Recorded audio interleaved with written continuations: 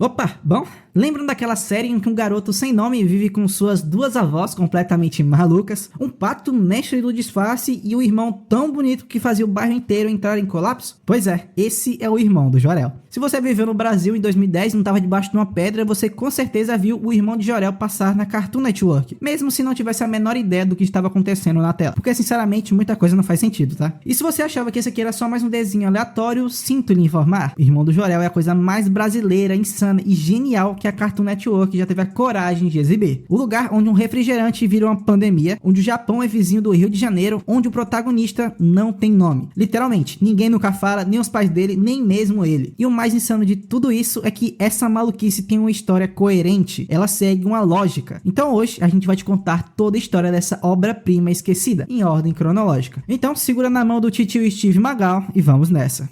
Irmão do Jor-El não tem nome, todo mundo já sabe. Parece brincadeira, mas é literal. O nome dele nunca é dito. E o pior, ninguém parece se importar. Ele só é o irmão do Jor-El. E a série nunca dá uma explicação clara. Nós simplesmente aceitamos. Mas no fundo se diz muito. O garoto que protagoniza a história cresceu na sombra de alguém tão brilhante, tão idealizado, que perdeu o direito de até ser chamado pelo próprio nome. E esse aqui é o primeiro golpe. E já adianto, ele nunca vai embora. Então, pra gente entender o irmão de Jor-El, você precisa conhecer a casa onde ele cresceu. A começar pelo pai, Edson, um ex-revolucionário frustrado, artista performático que vive tentando provar para todo mundo que ele é relevante, mas que obviamente falha miseravelmente. Ele vive no mundo das ideias, quase sempre fora da realidade, com frases de impacto que não servem para nada, vamos ser sinceros, mas você sente que ele já foi alguém importante, mas hoje só sobrou o teatro. A mãe, Danusa, é o oposto, uma super mulher, ela pilota moto, helicóptero, ensina dança, resgata o filho de perseguições policiais e ainda arranja tempo para passar maquiagem e servir mamão. A série não apresenta explicitamente como Danusa e Edson se conheceram, mas vamos ser sinceros aqui, dá pra ter uma boa noção, né? Edson era um jornalista idealista que dedicava seu tempo livre ao teatro revolucionário, além também do cinema conceitual. Enquanto isso, Danusa é uma mulher atlética e proativa, envolvida com danças e outras atividades físicas. Ou seja, se esses dois não se trombaram no curso de teatro alternativo, numa roda de debate sobre cinema cubano ou numa oficina de tai chi vegano, eu sinceramente não sei onde mais duas almas gêmeas desse tipo se encontrariam.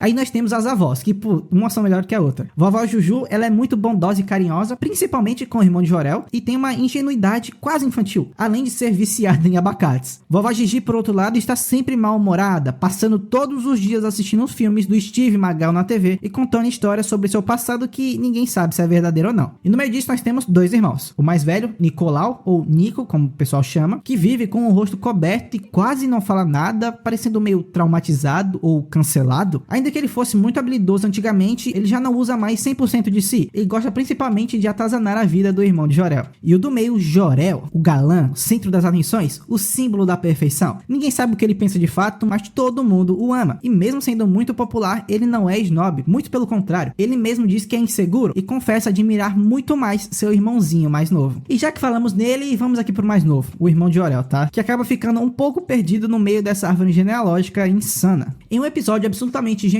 o pai decide contar a origem da fama de Jor-El. Segundo o Edson, quem era o famoso da família antigamente era o Nico. Sim, o irmão que hoje é apagado, esquisito e vive escondido atrás de uma franja, mas ele não era assim. Naquela época, Nico era idolatrado, carismático, um verdadeiro exemplo de filho, até que um dia decidiu tirar as rodinhas da bicicleta com a frase que tem que se libertar porque ele era selvagem demais para usar rodinhas. Só que bem, o resultado disso foi um tombo feio, vergonha pública e fim de carreira. Nesse mesmo dia, logo após o mais velho se lascar, Jor-El, com apenas 4 anos, pegou a bicicleta, fez piruetas no ar e conquistou o coração do Brasil inteiro. Isso tudo sem as rodinhas, tá? Desde então ninguém mais lembrou de Nico, ele foi apagado da história da própria família. E quando você acha que entendeu a metáfora acreditando ser esse mesmo o início de tudo, o episódio revela bem no final que era tudo mentira e Edson inventou tudo. Ou seja, o culto ao Jor-El não tem origem real, ele só virou símbolo por estar lá, só por ser bonito, brilhante e ter um cabelo muito sedoso. Enquanto isso, o irmão de Jor-El segue tentando entender por que ninguém o vê. E em um dos flashbacks mais simbólicos da cena, mostra o irmão de Jor-El ainda criança brincando na praia. Enquanto ele se afunda na areia tentando chamar a atenção de qualquer pessoa, o pequeno Jor-El soltava pipa, fazia acrobacias e atraía multidões. E é nesse momento que ele tira as botas de couro e as deixa na areia, de canto. E adivinha quem pega essas botas? Exatamente, nosso protagonista, o irmão de Jor-El.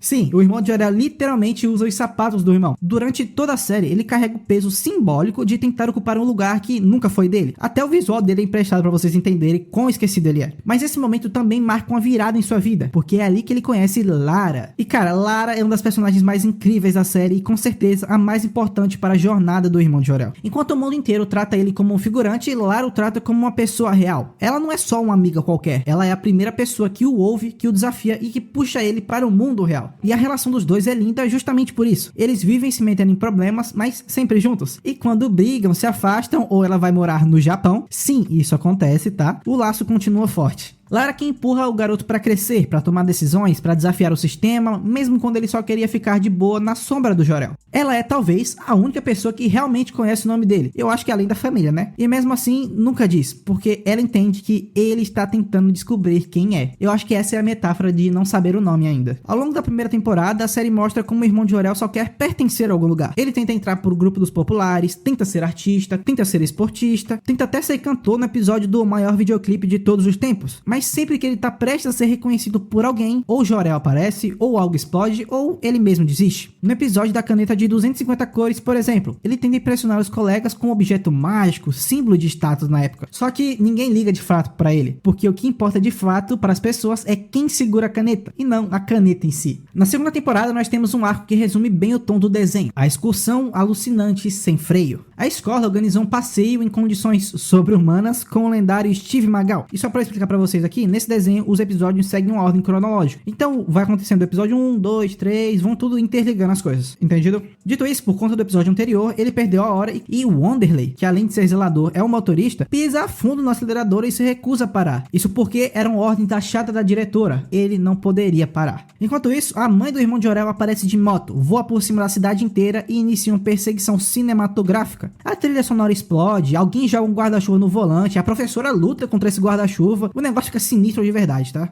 Danusa, por sua vez, pilota também uma moto-helicóptero. E aqui tem perseguição policial. Mano, acontece muita coisa. Até que no fim das contas o irmão de Jorel chega no ônibus, só que o ônibus cai de uma ponte inacabada. E fica por isso mesmo. Cara, isso aqui é genial, tá? Porque tudo é tratado como normal. Porque no universo do irmão de Jorel, o absurdo é o padrão. Enfim, no próximo episódio, com o ônibus em ruínas, a turma acaba caindo na fábrica de refrigerante Sprock de maçã. Lá dentro, o irmão de Jorel é contratado como modelo. Ana Catarina quebra os dentes com a maçã e o tal senhor Sprock revela que o refrigerante não tem maçã, tem um ingrediente secreto que é açúcar, que eu acho que não é tão secreto, né? E é feito com leite de marimbondo. Você não entendeu errado, é feito com leite de marimbondo. Além disso, adivinhe quem são os funcionários da fábrica. Eles são basicamente unicórnios escravizados, que trabalham 15 horas por dia e não recebem nem ticket de alimentação. É foda, eu sei que você não entendeu, tá? E nem precisa, porque a série também não quer que você entenda. É só loucura. Até aqui nós vimos um garoto sem nome tentando existir numa casa onde até o cachorro tem mais presença que ele. Um garoto apagado pelo irmão, ignorado pela escola e usado como modelo de refrigerante feito basicamente de veneno. Mas Irmão de Jorel não é só sobre a infância. Aos poucos a série também mostra que o mundo em volta desse garoto também está quebrado. E não é uma metáfora, tá? Isso aqui é literal. O mundo vai desabar, a geografia vai colapsar, a política vai virar literalmente um circo e o refrigerante vai se tornar uma pandemia. Mas nós vamos chegar lá, tá? E tudo isso começa por conta de um cachorro gigante. Na terceira temporada, depois que Lara vai morar no Japão, a série começa a dar sinais que largou a realidade de vez. E o símbolo máximo disso é ela, Zazá, a cadela pincher da vovó Gigi. Aquela coisinha fofa, meio estranha também, tá? Mas que sempre carregava um olhar de quem viu o fim do mundo, porque de fato, ela viu mesmo. Do nada, sem aviso, Zazá fica gigante. Ela cresce até ficar do tamanho de uma cidade inteira e então, do jeito mais casual possível, engole o mundo inteiro. Sim, ela engole o planeta Terra. Todo mundo passou a viver dentro da Zazá e ninguém achou estranho. Mas calma que isso aqui não é um apocalipse total ainda, porque depois ela vomita tudo de volta, fazendo com que o planeta felizmente saísse inteiro de novo com uma pequena e leve diferença. Os continentes agora estavam todos unidos. A consequência imediata de um vomitaço global da Zazá é simplesmente a geografia mundial foi pro espaço. Agora o Japão é vizinho do Brasil, literalmente. E por mais absurdo que pareça, isso resolve o problema emocional importante, porque agora a Lara pode continuar junto do irmão de Jorel. Mesmo morando no Japão, ela passa a aparecer com frequência, porque no fundo a distância nunca foi um problema. O mundo só precisava se dobrar para manter esse vínculo dos dois. Só que além desse problema, o colapso geográfico também trouxe outro. Já que agora o mundo virou um só país, quem comandava tudo? A resposta da série é tão absurda quanto genial. Surgiu um líder mundial. Um personagem que supostamente, segundo a Wiki, é uma mistura do Bolsonaro, líder da ditadura militar, e um vilão pastelão da TV dos anos 80. Ele fala grosso, impõe regras idiotas, age como se estivesse sempre certo e o povo aplaude? Que coisa linda. Ninguém questiona, ninguém debate, os adultos estão completamente anestesiados. As crianças, por outro lado, são as únicas que ainda perceberam que tinha algo de errado. O absurdo da série não é só visual, é político. Na quarta temporada, episódio 23, a série resolve tratar o maior evento recente da vida real, a pandemia de 2020. Mas claro, do jeitinho do irmão de Jor-El. Aqui a pandemia não é causada por um vírus. Ela começa com uma explosão na fábrica de Sprock Maçã. O refrigerante tóxico, por sua vez, se espalhou pelo mundo inteiro, alagando ruas, cidades, campos, países. Quer dizer, países não, porque agora são países, né? Mas vocês entenderam. As pessoas foram forçadas a ficarem em casa. Não dava pra sair, não dava pra se mover, não dava nem pra respirar direito. É a versão pra nossa quarentena, só que com refrigerante. Pois é muito absurdo, mas ao mesmo tempo muito brilhante. No meio dessa pandemia de refrigerante, surge o palhaço Cosquinha como figura central do poder. Ele mesmo, o líder mundial. Esse cara aqui é basicamente o retrato da incompetência institucional. É um símbolo da forma como líderes, mesmo sendo ridículos, conseguem se manter no poder se forem divertidos o bastante. E o mais assustador é que os adultos da série seguem ele com naturalidade. E cara, a origem desse cara aqui é surreal, porque Cosquinha consegue um papel com a localização de portais espaço-temporal que foi deixado por Lara sem querer no passado. Assim ele conseguiu viajar no tempo e chegou no presente, onde se tornou o líder mundial e declarou o banimento das cores. A essa altura, esse universo já não segue lógica nenhuma. A geografia é confusa, o tempo é dobrável, o governo é uma piada, a sociedade é uma paródia. E o protagonista, aquele menino sem nome, continua vivendo, tentando encontrar algum sentido no meio desse colapso silencioso. Porque a série não faz nenhum barulho com isso. Ele não grita, olha a crítica social aqui. Ele só te mostra unicórnios escravizados, refrigerante letal e um mundo onde o Japão fica do lado do Rio de Janeiro como se fosse normal. E no fim das contas talvez seja mesmo. Talvez essa seja a crítica mais profunda. A gente se acostuma com tudo, até com o absurdo. Na quinta temporada, o caos chega ao ápice. No episódio Meme TV, o irmão de Jor-El entra numa emissora onde tudo é transformado em meme, literalmente. Cada cena, fala ou gesto vira conteúdo viral. A verdade deixa de importar, o que importa é quantas curtidas você vai ganhar. E sim, isso aqui é uma crítica direta à internet, à cultura da superficialidade, ao esvaziamento do discurso.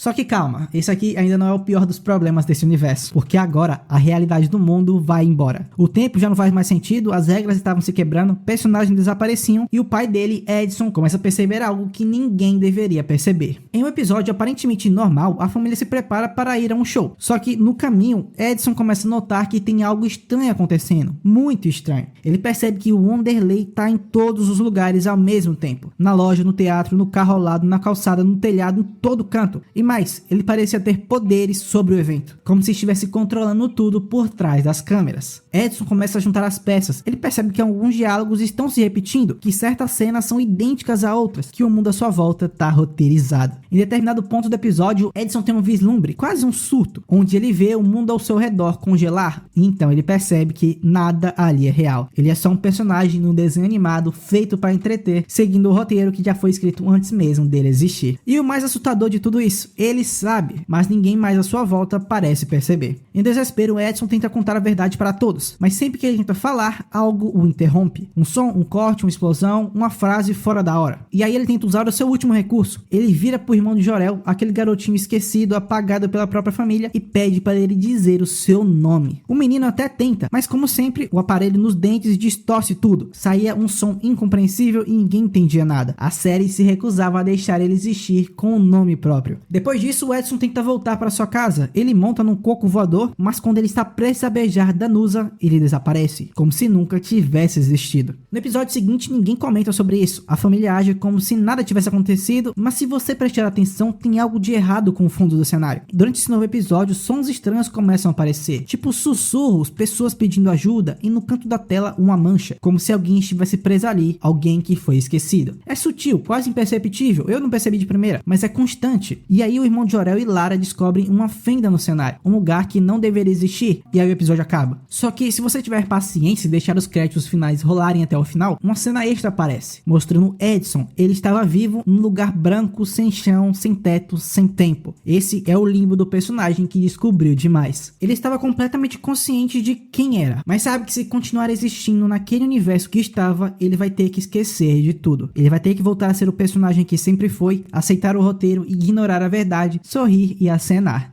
Com tudo isso acontecendo, o pai desaparecendo, fendas na tela, episódios mudando de tom, a série começa a plantar uma pergunta muito mais profunda. E se o irmão de Jor-El também não for real? E se ele for uma representação do que sobra quando você cresce na sombra de alguém? Um símbolo da criança crescida, do filho do meio, da geração ansiosa, do Brasil que ri pra não surtar. Porque ele nunca teve nome, nunca teve relacionamentos fortes de fato. Sempre esteve cercado por figuras absurdas, exageradas, dominadoras. E mesmo assim ele continuava tentando ser alguém. Continua indo pra escola, fugindo do Wanderlei, se divertindo com Lara e tentando conquistar a Ana Catarina. Porque mesmo com o mundo ruindo, a série quer que você entenda que a infância continua. Mesmo com a lógica quebrada, o cotidiano segue. Lara, por sua vez, nunca foi só uma personagem. Ela sempre representou algo maior. Coragem, amizade, afeto, curiosidade, rebeldia. Ela foi quem desafiou o irmão de Jor-El a sair da sombra. Quem enxergava ele, mesmo quando o mundo duvidava de si. Ela é o ponto de equilíbrio do garoto. Chegando ao fim da série, tudo volta pro começo. A escola, a família, os mesmos conflitos, mas agora algo mudou. E aí a pergunta do final é: por que o irmão de Jor-El nunca teve um nome? Talvez ele não seja somente um personagem específico. Ele é o reflexo de todos que já se sentiram apagados. Todos que cresceram tentando ser vistos, todos que viveram na sombra de alguém brilhante. Ele representa o filho sem talento, o aluno quieto, o garoto da rua do lado que ninguém lembra o nome, mas que carrega o mundo inteiro dentro dele. O irmão de Jor-El somos todos nós tentando descobrir se somos reais ou só parte do roteiro de alguém.